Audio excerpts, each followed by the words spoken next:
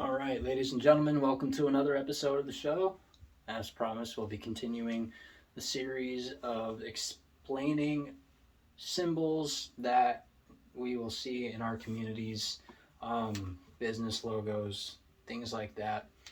Okay, today's episode is going to be on Yin and Yang, how it corresponds to Yggdrasil, the tree of life in Norse mythology, and we'll be tying this symbolism into more episodes later.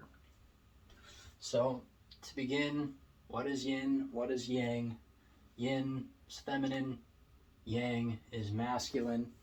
Okay? Well, when you look at yin, corresponds to the darkness, right? This is seen as evil, but we'll discuss a little bit more of that later. Okay? So, think of it like this, right? Here's yin, here's yang. Okay. So, the important thing to remember is that while these are considered two separate fish, they are part of the same circle, right? So ultimately they are one and they are needed to create balance. In the eye of yang lies yin, and in the eye of yin lies yang. So positivity chases after negativity, negativity chases after positivity to create that balance, right? The whole idea of light versus darkness, which one's going to win out? Well, a lot of people say whichever one you feed. Well, here's the thing. If you feed one and starve the other, it dies and creates imbalance. If you feed the other one and not this one, it creates imbalance. The balance is in both.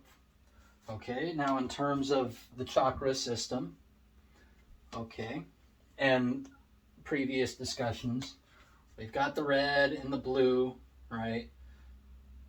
This would be red and blue, okay, and when you combine the two, you get the purple, okay? So, in terms of the chakra system, we receive input from source if everything is cleared and moving freely, okay? We have our input from source coming down, and we have our output. Problem is if you have too much input and not enough output, it creates an imbalance where the light surges within the body. If you have too much output, not enough input, it creates a negative draw.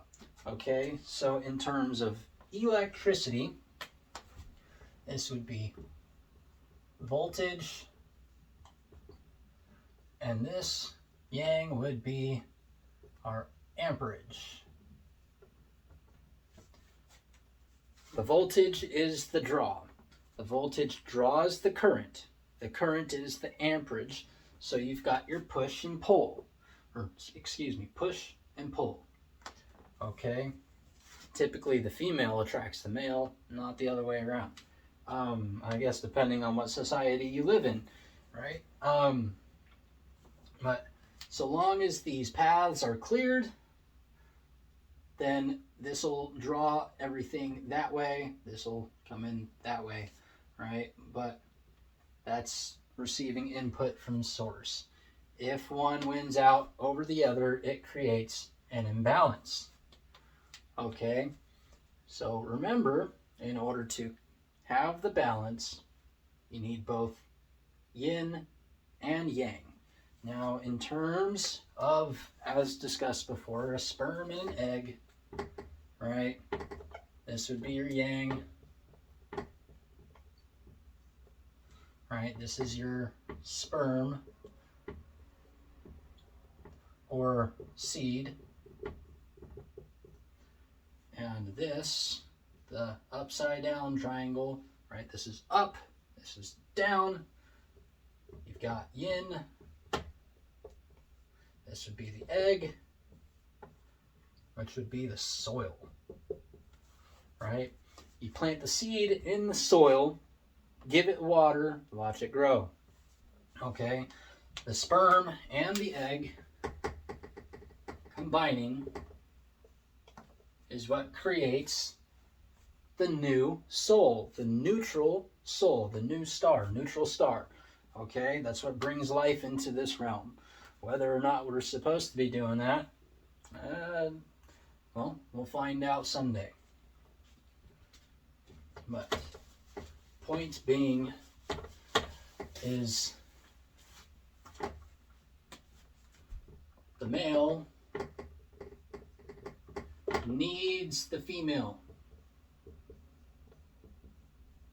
and the female needs the male.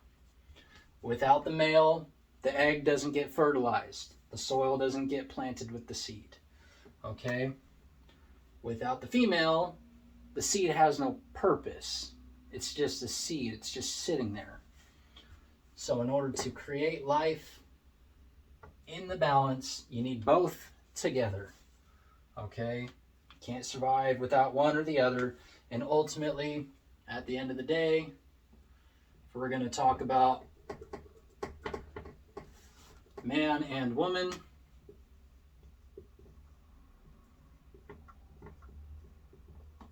they're ultimately both the same species of human.